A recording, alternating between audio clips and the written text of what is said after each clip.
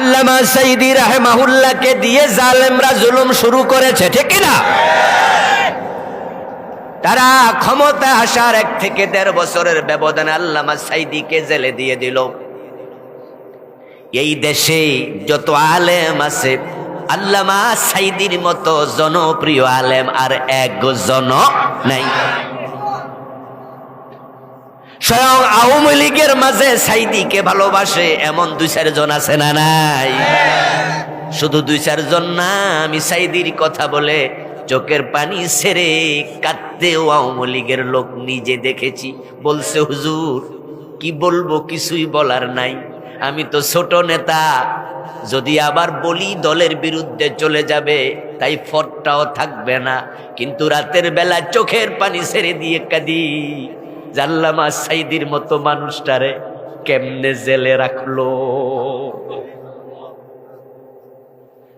যে সাইদির প্রতি বাংলাদেশের দল মত নির্বিশেষে সব মানুষের ভালোবাসা ছিল, ওই সাইদিকে ধরে জেলে দিয়া ওরা বুঝাইয়া দিল যে উনারে যখন ধরছি তোমরা কেডা। এই তো শুরু হয়ে গেল মেসাকার।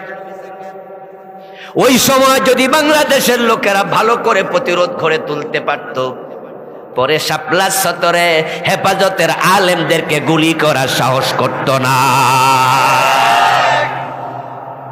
কিন্তু তারা পরে শাপলা চত্বরে হাজার হাজার লোককে গুলি করলো।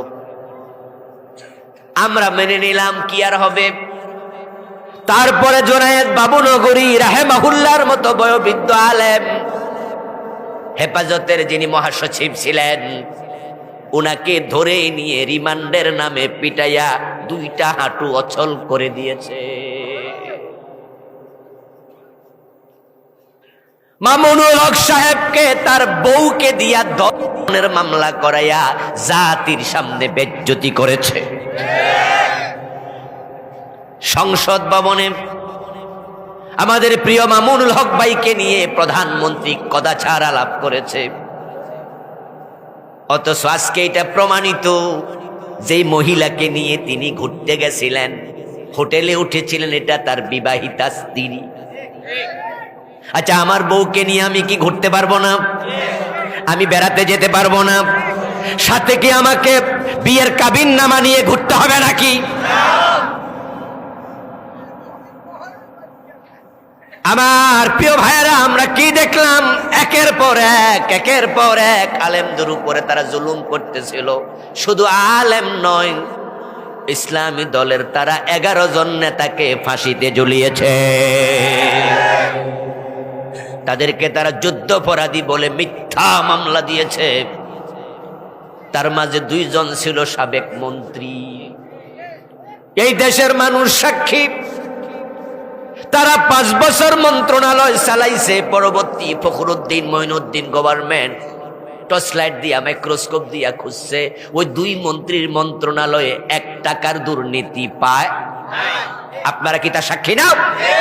1 টাকা দুর্নীতি পাইছে?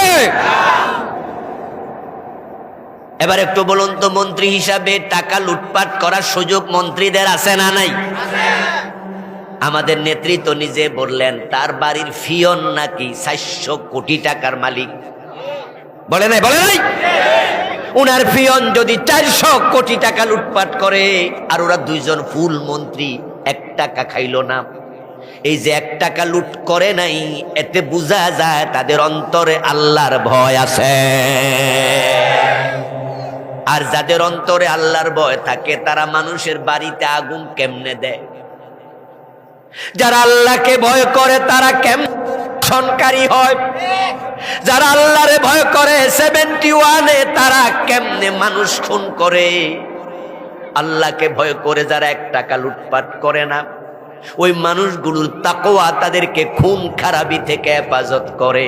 আমরা বুঝেছি আসলে তাদের উপরে শুধুমাত্র জুলুম হয়েছে আল্লাহর জমিনে আল্লাহর কোরআনের আইনের কথা বলার কারণে।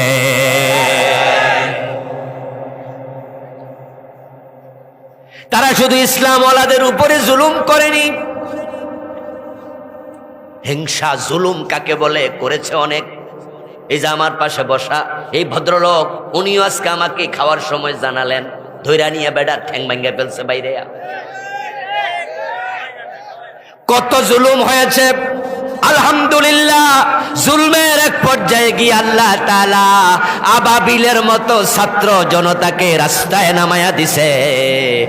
৩৬ জুলাইয়ের বিপ্লবে জালেমরা দেশ ছেড়ে পালাতে বাধ্য হয়েছে।